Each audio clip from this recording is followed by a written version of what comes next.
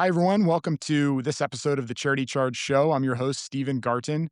Today, I am excited to have my new friend, Michael Medoro, who is the CEO of Childhelp. Michael, thanks so much for being on this episode. Thank you so much for allowing me. Appreciate it. Yeah, for sure. So I've done, a bit of research. I understand the organization's been around for a long time. It's really been making a huge impact. Can you just share with our audience and listeners what Child Help does, why you guys are passionate about the work you're doing, and a little bit of it, the history and foundation? Absolutely. Childhelp is arguably the nation's largest and oldest national nonprofit organization dedicated to the eradication of child abuse. So we were started way back in 1959 by two Hollywood starlets, Sarah O'Mara and Yvonne Pedersen. And so these two women, Hollywood starlets, they were on the old Ozzie and Harriet show, did a number of movies, married Hollywood producers, et cetera. I mean, just Cool. fantastic actresses. They were actually tapped by the USO to go entertain troops overseas in Japan.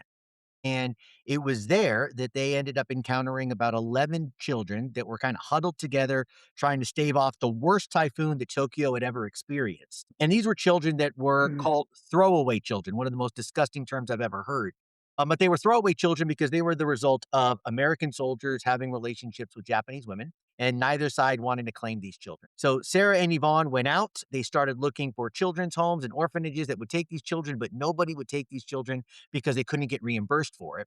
And finally, Sarah and Yvonne were able to find one home operated by a woman named Mama Kim, who, in partnership with the U.S. military, they were able to receive funding to support not just the care for those 11 children, but for care for all children in that orphanage. And that got them starting to build more orphanages and more hospitals and more schools, expanding from Japan to Vietnam. Then came the fall of Saigon, and Sarah and Yvonne orchestrated Operation Baby Lift, where they rescued more than 3,500 children who would have lost their lives in the fall of Saigon, brought them to the United States, where they had a waiting adoptive family for every single one of them.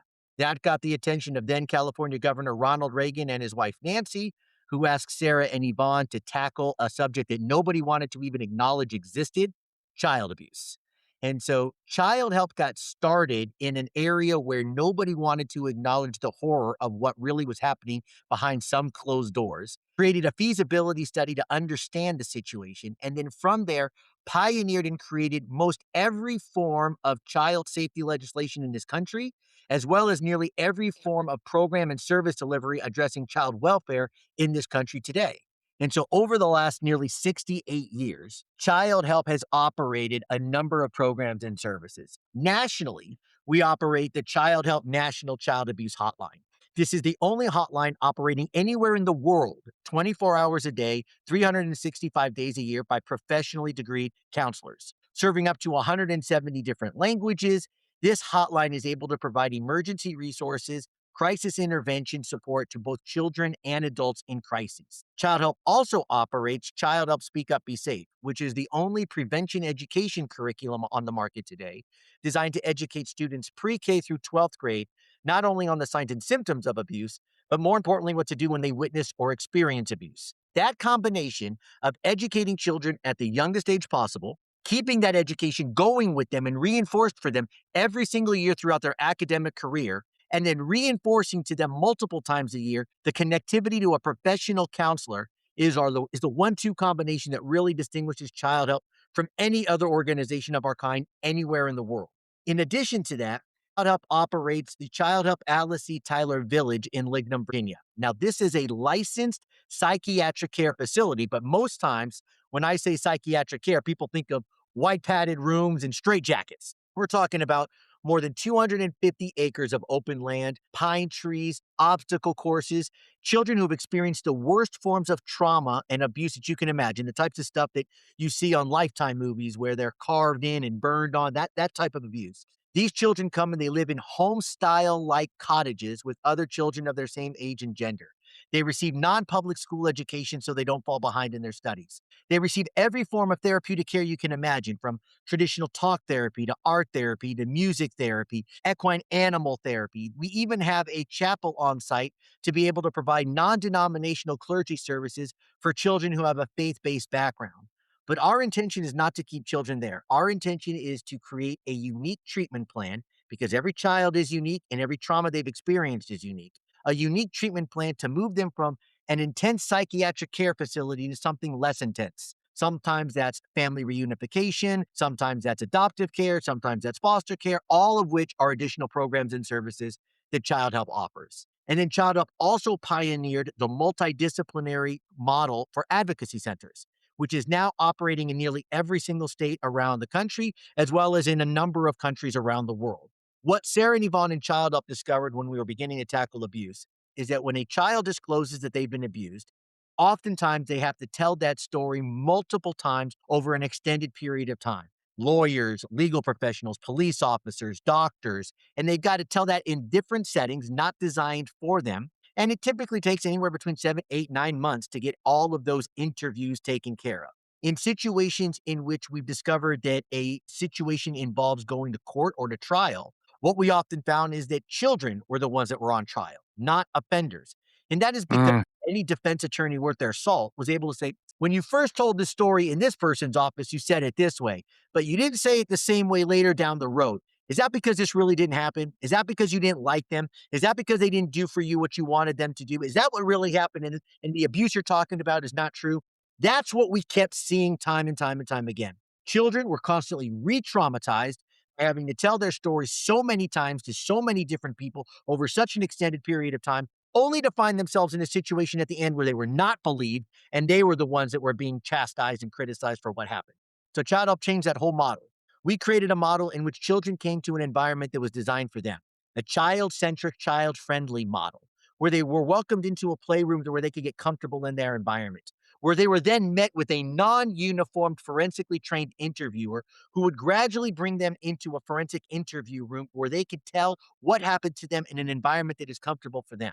And adjacent to that forensic interview room is a monitoring room where that entire team of professionals all work together under that same roof, is watching that interview in real time. That interview is then recorded. And when that interview concludes, that child never has to disclose what happened to them ever again, meaning they never have to suffer that re traumatization again.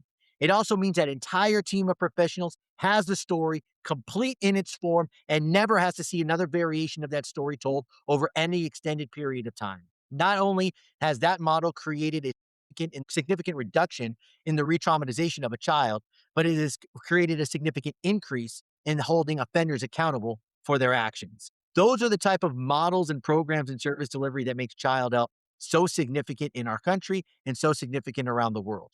We've been in operation again for nearly 68 years. Over that period of time, we have directly impacted the lives of more than 15 million children and still growing and counting. This is just astonishing. Thank you for sharing this, Michael, and for everything that the organization has done. I have a lot of questions that I'd like to go into, but coming back to the history, when you talked about it was Ronald Reagan that helped kind of ask, your founders to start this and go deeper helping children.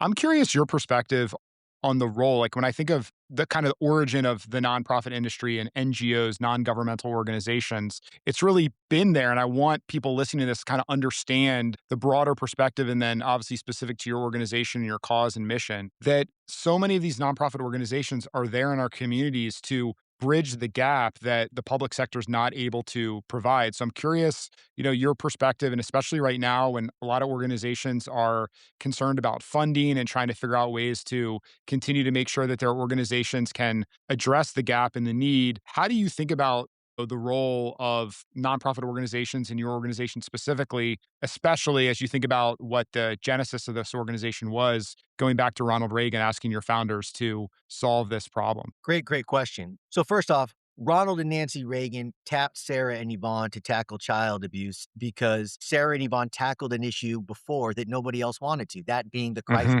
they were seeing overseas in Japan and Vietnam. They also asked Sarah and Yvonne to tackle those because they knew that Sarah and Yvonne were never going to quit on the children and were never going to quit on what was needed, demonstrated by how they orchestrated Operation Baby Lift. That is the reasons why the Reagans felt so excited about what Sarah and Yvonne could bring. And if you ever get a chance to speak to Sarah about how that conversation originated, they were actually invited to receive an award and they knew they were receiving an award. And they also kind of had an inclination that the Reagans were going to ask them to do something significant. And they had actually talked amongst themselves and said, hey, we need to get back to our Hollywood careers. We need to get back to acting. We got to decline whatever. We're not doing whatever it is they're going to ask us. We're not going to do. And then Nancy and Ronald Reagan presented to them the issue and the cause and the need. And without even talking, without even looking at each other, both of these ladies said, "Yep, we will do it. We will tackle it." And that's just the pioneer, innovative spirit of who these women are. I mean, they are just two angels on earth. That is really who Sarah and Yvonne are.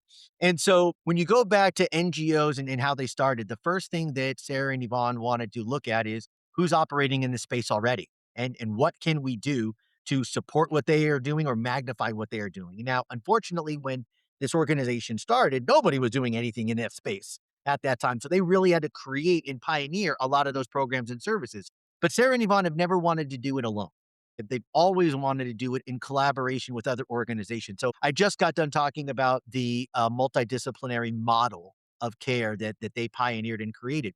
If you take a look at the operation that we manage here in Phoenix, Arizona, the Advocacy Center here in Arizona is a world class best model. In fact, about 18 months ago, Interpol invited Childhelp to go present and speak on this model at their conference in France. Wow. But here in Arizona, that is the largest advocacy center in the entire state, serving on average about 8,000 children a year at this center.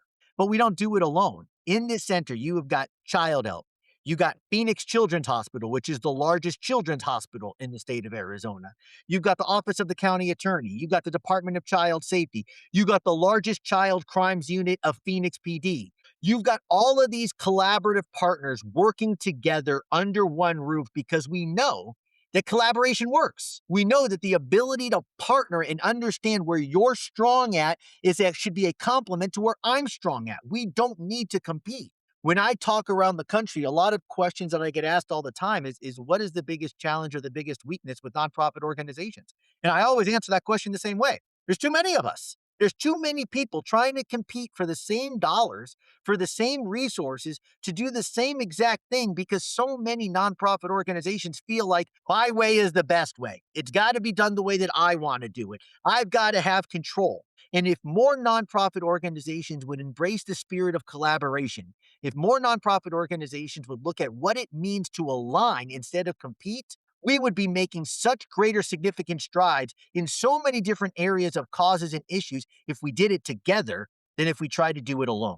And that is what Child Help looked to do 67, 68 years ago and is still doing today. Amen. I want to shine the brightest spotlight that I possibly can on you and Child Help because obviously what you're doing as an organization, incredible. I personally, how I relate to it in my own way is my wife and I had our first child 7 months ago, and it has been the great. I mean, it really. There's so many like kind of cliche phrases that I could say or people said to me, but it has just been so special, so joyful, so amazing. And I couldn't imagine anyone laying a finger, on my child in the variety of terrible ways that children have been harmed, physically, emotionally, sexually, mentally, all that. So one, that, but two, what you were saying and my passion from my career perspective is helping nonprofit organizations and changing the mentality and the attitude and the psychology and so many things that could happen would be positive for nonprofits if they could figure out how to get along and also before an organization is started, do an assessment, okay, however, whatever basic way you can do. If you have a cause or something you're passionate about, to see if there's already an organization in your area or multiple that you can volunteer with, fundraise for, go get a job with, join the board, etc., before feeling like just because something's personal happened to you that you have the perfect way to start that organization. And I feel like what you're saying here, there needs to be more conversation around it because I think that it's kind of like a taboo thing. And everybody usually, my experience wants to just give someone or get a pat on their back, and just say, oh, it's a great idea. Yeah, you want to go change the world or you want to do this thing, go do it. Instead of zooming out and taking the more strategic. And what we really need to solve these challenges that are facing our world that others like perfect example, obviously, with this organization getting started so many decades ago and being asked by the Reagans is there's so many challenges that are facing our communities in your local, national, global perspective. And we need all the best minds and resources and dollars flowing. It's about the cause, it's about the problem. It's not about the survival individually of the organization. So that's my rant and ramble there. But Michael, super great insight. And I really just appreciate your passion around that topic. And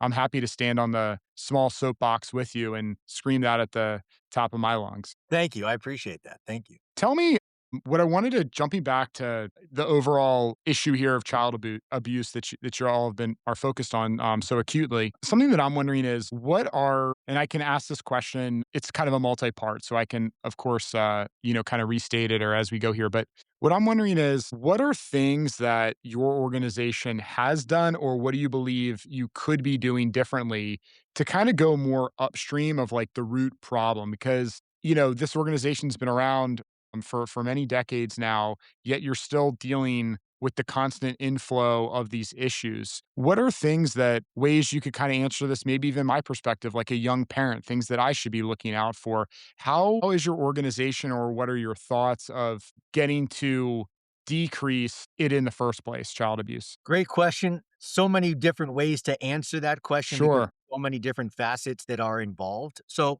I'll start with prevention. And so a big area of focus for Child Up, especially over the last decade to two, and where we're really focusing on moving into the future is how do we prevent this from ever starting in the first place? How do we break the cycles of abuse and prevent them from starting back up? Because we know that 90% of children who've been abused were abused by somebody that was abused.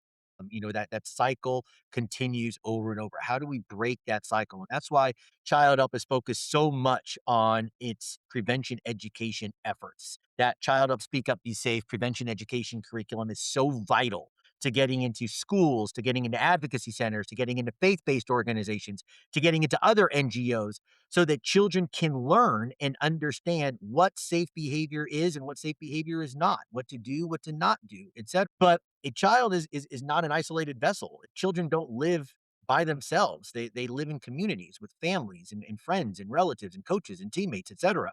So how do we educate the entire community around a child, around what is appropriate and what is inappropriate, what to do when they witness or experience something and what not to do, etc. And so that's why, even though Child Up has the most comprehensive evidence-based curriculum today for students pre-K through 12, we have been focusing on expanding that to include modules of education focused on athletes. So we've got an athlete module that is designed for how do we protect athletes that are maybe being victimized or in unsafe situations as it relates to their coach or to their team or to the league and sport that they are a part of. A lot of times we have found that athletes that have Olympic aspirations, D1 collegiate aspirations, professional aspirations, and their families have invested a lot of time and money into helping develop their athletic careers, find themselves giving their children, hey, go stay with your coach, go stay with assistant coaches, go to these camps, go do these things. And I'm not saying that all coaches are bad. I'm not saying that all camps are bad. I actually think majority are not. But what I am saying is that there are situations in which I don't feel safe. I mean, the Larry Nassar cases that the Olympic Yes. courageous athletes brought forward is an example of that. It's we are being victimized, but we are scared to say anything because what happens to our professional careers after this? What happens to our Olympic aspirations after this? And if nobody believes me, oh my gosh, we saw this, nearly a decade ago at Penn State. Paterno and everything one of the most prestigious collegiate institutions in this country. Can you imagine the fear that those athletes had about, is anybody really going to believe that Paterno or Penn State or this could happen here? Nobody's going to believe me and I'm going to lose my professional athletic aspiration. No, I'm not saying anything. So we've developed not just a curriculum designed for athletes to be able to understand what they should do and could do, but we've also expanded our hotline to include a Courage First helpline designed just for athletes to be able to respond to.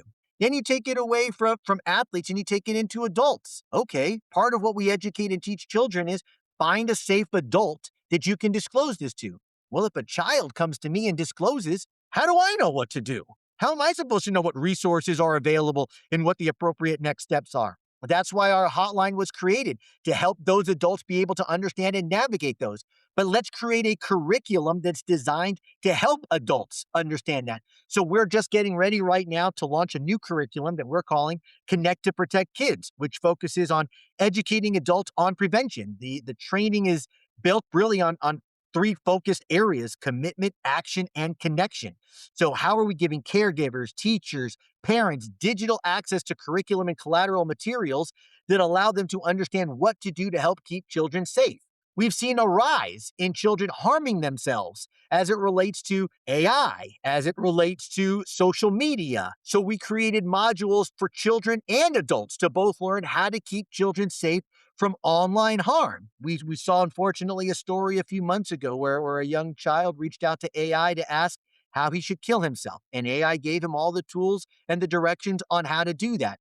We have seen things like this exploitation of children, where now you've got technology and software that can take your face and put it onto a naked body and distribute that. And so now children are giving their images away and being exploited by people that are then turning that into sexualized images and threatening those children and saying, unless you give me money, I'm going to send this image to everybody in your social media profile. And with how much children are identifying and developing their self identity online, we are seeing this as a greater danger now more than ever before. The landscape to keep children safe changes almost instantaneously every single day with new technology, new platforms, new points of communication, streaming devices, online gaming. There are so many ways that predators can prey on children. And now we're back in the day, a predator would literally have to spend hours and hours just to prey on one child. Between streaming devices, AI, social media, they can prey on multiple children constantly 24 hours a day. And we don't have the bandwidth, we don't have the resources to be able to compete with that onslaught of predatory behavior. That is why, going back to your earlier question, that is why collaboration is so important. That is why unifying together is so important. We need to come together in a child safety environment to be able to link our resources, link our talent, link our skills, link our education together to combat this head on. Because trying to do it as isolated forces is not going to work. We can't compete with the technology that is coming out. We can't compete with the onslaught of predatory behavior that is coming out. That is why we are so focused on prevention. That is where we are leaning into present day and into our future. And that is what my biggest call to action is for other NGOs in this space. Collaborate, come together, unify. It's the only way we're going to be able to make a dent in breaking the cycles of abuse and making sure that those cycles. And how do you answer for someone that's listening to this podcast, or it's the first time that they're learning about your organization and everything that you're working on? Do they go to childhelp.org? I mean, what's the kind of first way that someone gets involved, maybe can donate, volunteer, support, join forces? If they're an individual, say they're not already running a nonprofit that is, kind of in the same related cause area. How do people get involved? First thing I would encourage you to do is learn about us. So go to childhelp.org and learn. Our website is up to date. It details out our programs and services. It details out our history. It details out our focus. If you want to really understand the depth of how great Child Help is, go to childhelp.org. And then on that website, you are going to see the contact information for a number of our leaders. So if you're interested in the prevention space, we have got one of the most incredible prevention leaders and pioneers in the space today, Dr. Stacy Vaughn, leading our prevention education efforts. If you want to talk about really how we get awareness and resources out to communities all across America, including globally, we have got an incredible leader in Virginia Bagby who is leading our national child abuse hotline. We have got incredible leaders in our advocacy center spaces, in our foster care spaces, and you can learn about them and you can connect with them just through our website alone. And if you want to partner, if you want to collaborate, if you really want to drive home prevention and eradication of abuse in your community, you can find my information online. And I am more than happy to want to learn about what your thoughts are and how we can collaborate and work together. Michael, thank you for that. While I could, and I feel like we're getting close to rounding out this episode, what I've definitely left out, and I want to say, your enthusiasm and your passion is on another level that is so incredible. Why does this organization and the cause mean so much to you? I have three children, and they are my entire world. I was born to be a father. If I were to say the greatest gift that the Lord ever gave me was the ability to be a father. And my children mean the world to me. And I want a world and an environment and a future for them where they are safe, where they can dream, where they can grow, where they can be anything they want. And I will do everything in my power to protect my children. I was also raised by two incredible parents and an amazing grandmother, and they gave me every opportunity in life to be able to achieve and chase anything that I ever wanted. And I want that for every child in America. I don't know of anything that is more important to us as a society, as a human race than our children. And if we don't protect, enrich, invest, and support our children, I don't know what we are. And that's why this means the world to me. Sarah and Yvonne, as I mentioned earlier, are two angels on earth. We just recently, unfortunately, lost Yvonne. She just passed away a little more than a month and a half ago. And Sarah is carrying us forward as our co-founder, CEO, chairwoman of our board. Sarah O'Mara is the pioneering spirit that I wish every person, not man, not woman, every person on this planet could embody. I want her legacy, the legacy of Yvonne, the spirit of this organization, what it's achieved in its last 68 years to last another 68 years. And that is why I am so committed to this organization, committed to this work, committed to the people that make this work possible. It's very, very important. And I will spend the rest of my life making sure that it lasts. I so appreciate what you're doing as a new father of my own, which I had shared earlier on. Everything about child help, I think, is just unbelievable. And the lessons that you shared in this episode and your passion, this has been, we've recorded over 200 episodes and featured a variety of different amazing nonprofit leaders from a father to another father. Though I want to say this has been one of the most inspiring episodes and conversations that I've had, and so I thank you so much, truly, from the bottom of my heart, for being here. I feel honored to get to know you, and I am a huge fan of yours, Michael, and the organization Child Help Now Forever. I encourage everyone to check out childhelp.org. Find ways yourselves to support them with your time, talent, or treasure. If you know other folks in your local areas that are running organizations that are focused on helping individuals, put them in touch, please. And I just remind everyone that continues to listen to this Charity Charge show to charge it forward in everything you do in your life. Thank you so much, Michael, for being with us today. Thank you for having me. I appreciate it.